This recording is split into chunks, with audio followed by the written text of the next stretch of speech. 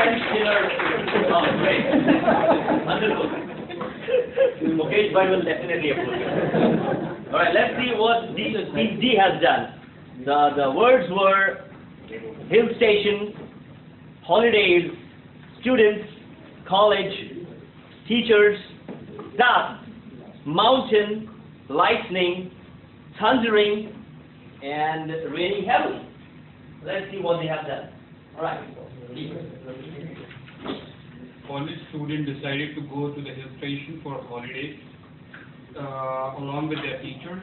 During rainy season, task given was hiking. It was raining very heavily, and cloud was also lightning and thundering very heavily. And the student completed their task successfully.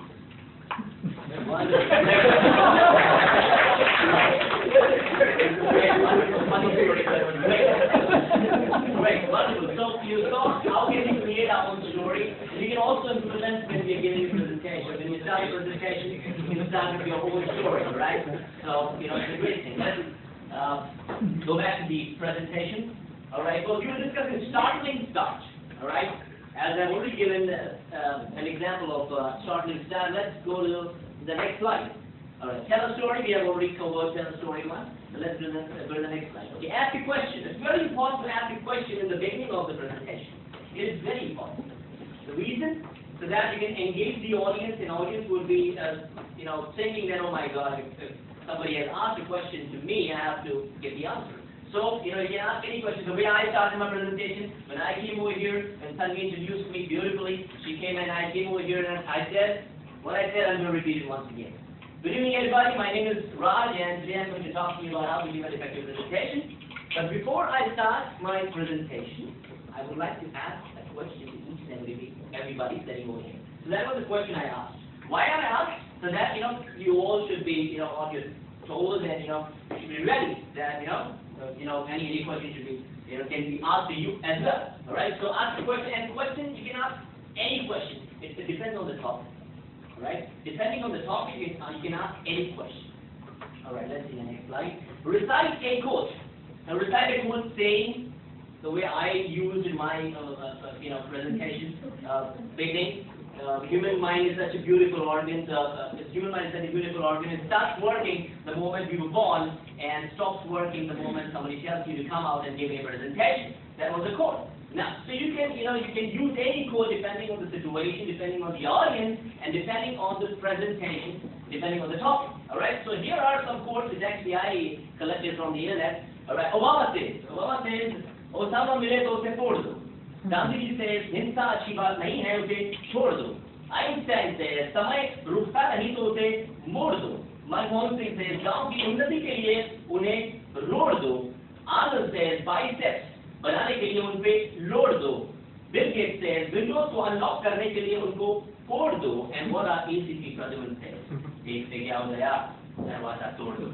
So these are the few things that actually you can, if you implement your presentation to make your presentation more interesting. All right, wonderful. Let's go to the next slide. All right, I'll do a quick recap just to make sure that whatever I said is there in your head. All right, so I'm going to do a quick recap. Team A, B, C, D. Team A, what do you understand by S? Great, wonderful, fast. All right, Team B. T stands for what? Tell a story. Wonderful, great. It's there in the head. All right, C. A. What do you understand by A? Ask a question. Ask a question. Great, wonderful. All right, Team R. Team D. R. Recite a quote. Wonderful, great. Understand that. All right, wonderful. Let's move on. Let's move on to the next slide. Standing posture.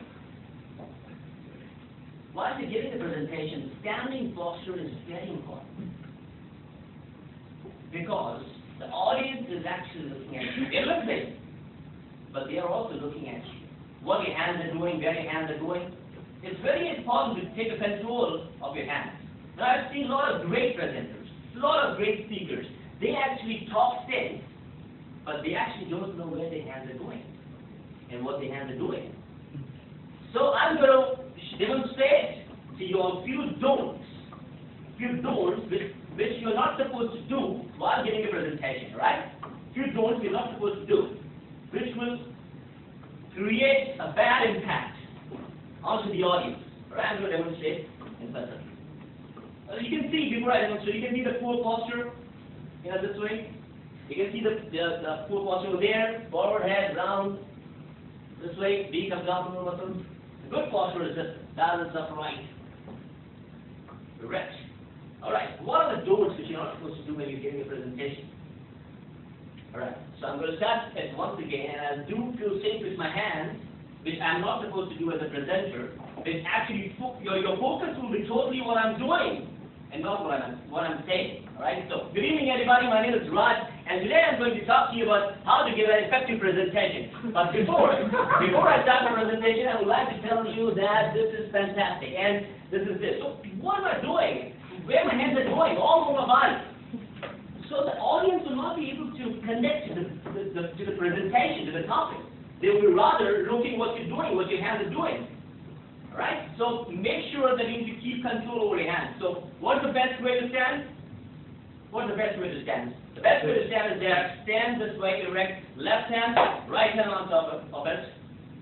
Stand this way. Look into everybody's eyes. Glare. See, you are the one over here. Don't get scared. You are a presenter. So what if you're sitting over there? So, feel confident. So, now, to focus more on the body posture, I would like to show you a video. And this video is one of my favorite videos. And this video is of America's President, Barack Obama.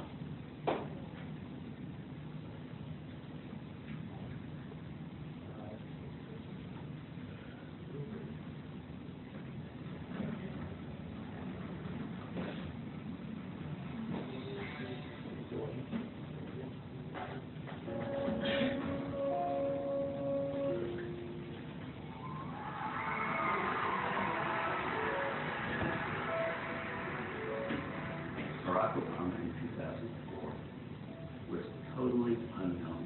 People were saying, I don't know who this guy is. What is it? He had a reputation as sort of an upstart, as sort of a young, rising figure in the party, but no one knew who this guy was. This was the chance to introduce himself to people. Tonight is a particular honor for me because, let's face it, my presence on this stage is pretty unlikely. My father was a foreign student, born and raised in a small village in Kenya.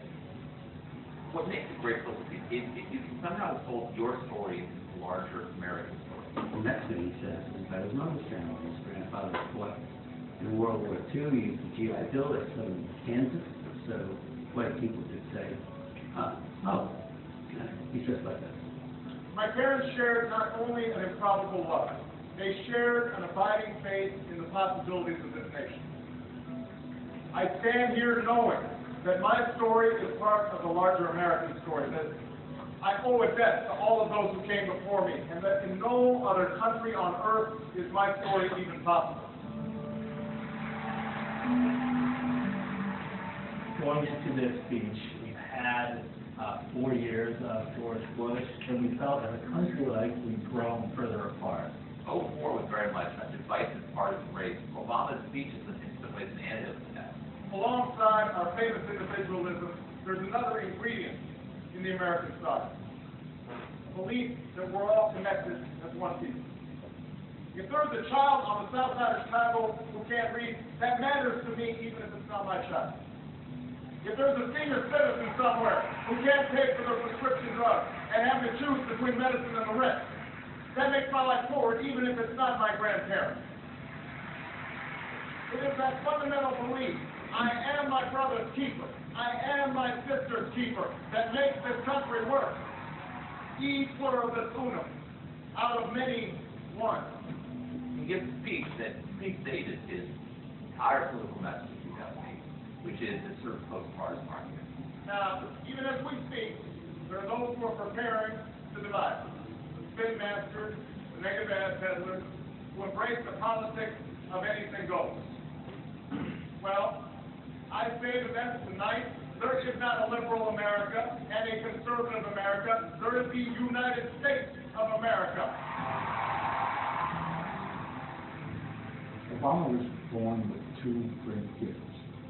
One is his mind, and the other is his ability to speak to large groups of people.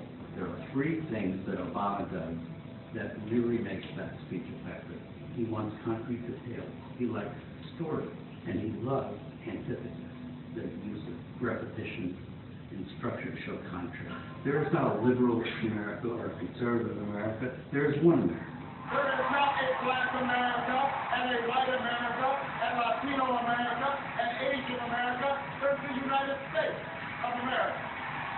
So come and fight to slice and dice our country into red states and blue states. But I've got news for them too. We worship an awesome God in the blue states, and we don't like federal agents poking around in our libraries in the red states. We coach Little League in the blue states, and yes, we've got some gay friends in the red states. We are one people, all of us pledging allegiance to the Stars and Stripes, all of us defending the United States of America. The way he uses his hands, he actually points a lot, does a lot of this, a lot of this, a lot of that. In doing so, he gives off this sense of energy. I am new. I'm someone who is dynamic. And he doesn't do that much anymore. He's a little more solemn and reserved than he gets speeches today. And I think it's more reflective of his office. In the end, that's what this election is about. Do we participate in a politics of cynicism, or do we participate in a politics of hope? The hope of slaves sitting around a fire singing freedom songs. The hope of immigrants setting out for distant shores. The hope of a young naval lieutenant bravely patrolling the Mekong Delta. The hope of a mill worker's son who dares to defy the odds. The hope of a skinny kid with a funny name who believes that America has a place for him too. Hope in the face of difficulty. Hope in the face of uncertainty. The audacity of hope. His appearance at that convention, which was the best speech of the convention, better than John Kerry, was electrifying, and without it, he wouldn't be president. I think sincerity means a lot. There are people who, when they speak the truth as they see it, and they're very effective doing that. I believe this country will reclaim its promise, and out of this long political darkness, a brighter day will come. Thank you very much, everybody. God bless you.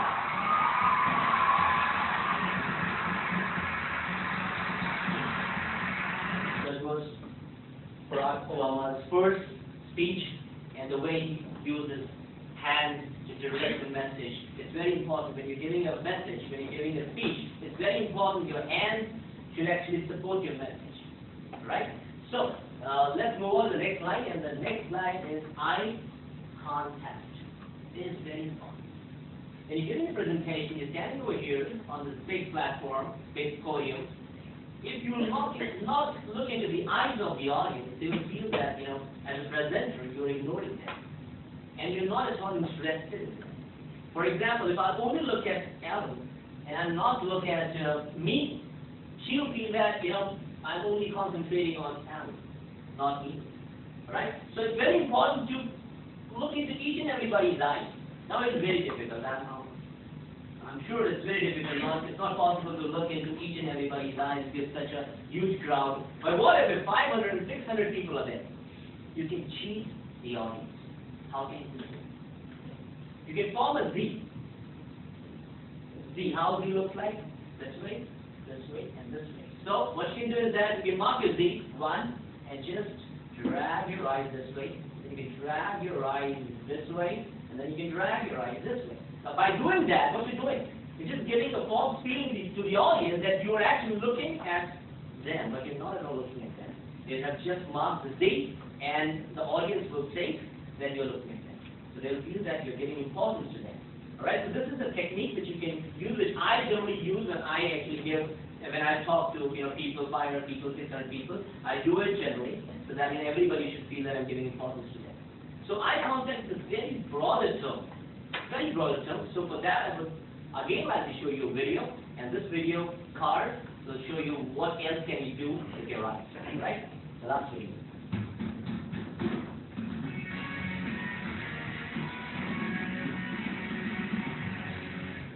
Hi, I'm Rajsagar from Presentation Expressions. Today, I'm going to teach you about using eye contact in a presentation. But why is this important? Well, have you ever experienced talking to someone who didn't look you in the eyes while they were talking to you? It was probably really uncomfortable, or it made you feel like the other person didn't care about you.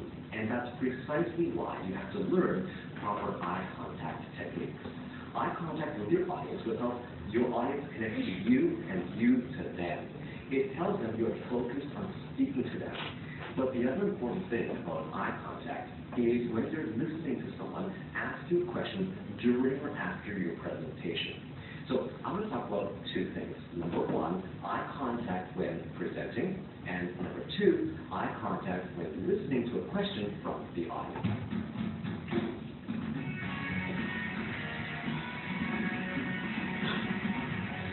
Okay, so eye contact when presenting. There are three things that you need to do. First, make sure you look at every part of the audience. That means side to side, front to back to front, and also in combination with the side to side. So something like this.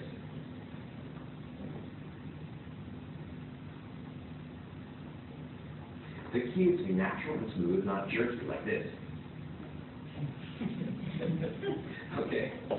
Second, look directly at one person and speak to that person for about 2 seconds. When you look at one person for that brief moment, he or she will feel as if you are only speaking to him or her and no one else.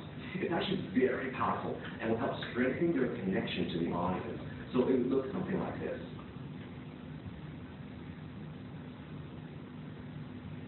And third, smile with your eyes. What I mean by smile with your eyes is to look at individual audience members like you're looking at a cute baby, or when you look at your spouse or a boyfriend or a girlfriend when you first fell in love. It's that gentle, calm, happy feeling. Hopefully. At least do it when you give a presentation, okay? Anyway, the thing to avoid is staring. Don't do this. It's super uncomfortable and will make you look like a crazy person. But if that's what you intended, then okay, go for it. Otherwise, do not stare. Okay, so that was eye contact when presenting. And the three things were, number one, look at every part of the audience. Number two, look directly at one person and speak to that person for about 2 seconds. And number three, smile with your eyes. Now, when someone asks you a question during your presentation or Q&A, there's a very specific eye contact technique that I want to teach you. It was used by Bill Clinton during his debate with George Bush Sr. And I highly recommend checking that video out after you watch this to see exactly what I mean. So what's the technique? Well, again, there are 3 steps. Step 1. Make eye contact when the person begins asking you a question and move closer to that person without breaking eye contact. If you're on a stage, move to the edge of the stage and stand in front of the person. If you're in a room without a stage, then move about 5 feet in front of the person. The idea is to get as comfortably close as you can because this will create a connection between you and that person. Step 2, really easy, shut up and listen. Give the person your full attention and listen without interrupting. The worst thing to do during a presentation is interrupting someone who's asking you a question. That person is directly communicating with you, so it's a great chance to connect. Don't ruin it by interrupting. And step 3, smile with your eyes, like we learned earlier, and also smile with your mouth. This will show the person that you really care about what he or she is saying because you're paying full attention and inviting the person to relax and speak. And that's it. You just learned eye contact techniques for when you're presenting and for when someone asks you a question. Let me just quickly summarize what we learned. First, eye contact when presenting. Number 1, look at every part of the audience. Number 2, look directly at one person and speak to that person for about 2 seconds. And remember, and number 3, smile with your eyes. Second, eye contact when someone asks you a question. Step 1, make eye contact when they begin speaking and move closer. Step 2, shut up and listen. And step 3, smile with your eyes and mouth. There you go. Now you can check out that video with Clinton and Bush. If you have any questions or comments, please ask or leave your comment below this video. So that was all about eye contact, and it's very important. Not only, while giving a presentation, when you're talking to your subordinates or your seniors, it's very important to look into the eyes. Because, if you're not looking into the eyes, then they'll feel that you do not have confidence. I've seen a lot of people when actually, they're talking, they look here and there. So it gives the feeling that you're not interested or you're not getting any kind of, use. So it's very important to maintain an eye contact. All right, let's see the next slide. Time your speech. It's very important. You're not supposed to take your presentation, drag it long so that the audience will get bored. Time your speech. And in between of the presentation, you need to keep on summarizing the presentation so that in case if somebody must have lost the first two or three slides, that person will get a chance to actually understand that what the presentation is all about. The way I did, I said yes, and then afterwards choosing a topic, practicing it hard. So you need to keep on summarizing the slides so that in case if somebody must have lost the thread, that person will get a chance to come back with you. All right, so it's very important. Here it's seen that shown that the average presentation goes this way, and finally the presenter will conclude the presentation. But if you want your presentation to be very effective, then you need to, in between, summarize the presentation. Then you say a few things, few slides, then again you try to connect with the audience. Then again. So this will give your presentation the effectiveness. All right? So that was all about effectiveness of the presentation. And the next slide was this. Champion, who is the next presenter? A big question that Dr. Dean could actually ask you all. Thank you very much for being such a kind and patient listener. This is Rajsagar Bhatia signing off. Thank you very much.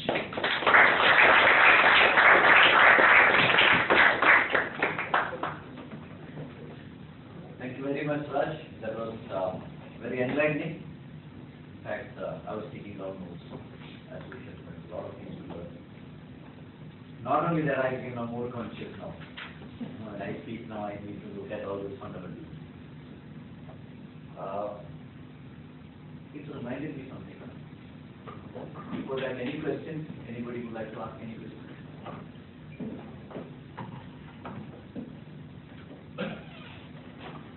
August, you have a presentation made me realize something. August 31st, our Prime Minister had taken a 5-day international tour. Where he went?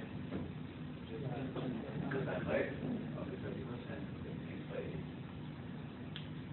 And now connecting to presentation. What has happened there? There are a lot of issues.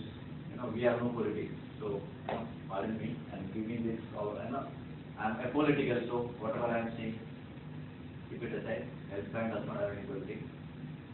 It's only your comment. In this 5 days, as soon as the 5 days got over, a lot of controversies, a lot of issues, where he went, what is the focus, which really things happen or not. Rahul Gandhi got the best opportunity. And what he did? He said, large gathering. He said, our Prime Minister has gone and done beating of the drum.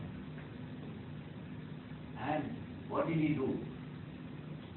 We should ask this is what he did. The same conversation, had Rahul Gandhi had become Prime Minister and gone to Japan, how Narendra Modi would have come and put it. Bharat Mata ki, Bharat Mata ki, Bharat Mata ki. आज का दिन कैसे चल रहा है? Pardon me with my India. आज का दिन कैसे चल रहा है? अच्छा है? क्या कर रहे? उधर जाके उस सैकुल इधर आने के लिए बोल, जापान में क्यों जामनगर में उसने दौड़ सिखाएगा।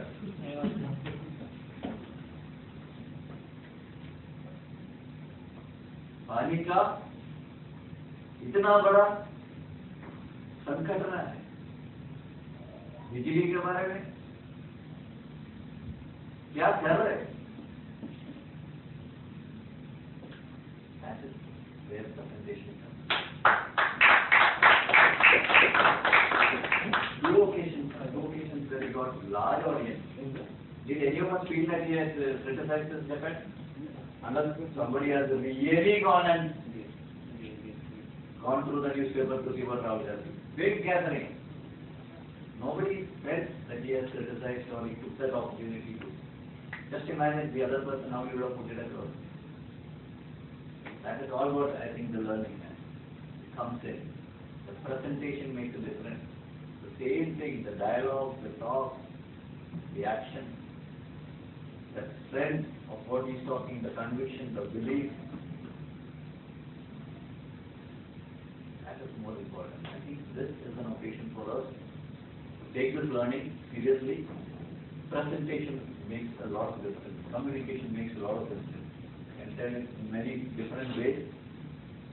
But as supervisors, as leaders, as department heads, when we want to communicate, it's important that such a presentation has been brought on this occasion for us to say, don't have to worry. You rightly asked, who are those speakers who are going to come? Speakers are going to come. Going to take this learning. You don't have to worry, there is a lot of practice required. As we say, practice. It doesn't come in the first occasion. It may be, maybe 20 occasions one need to speak. 20 occasions, average. Then one will get that. Okay? On behalf of Health Crime Management, HR, all of them,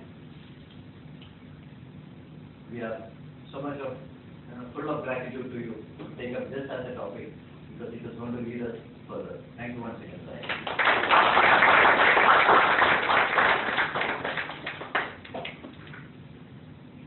We have a small announcement.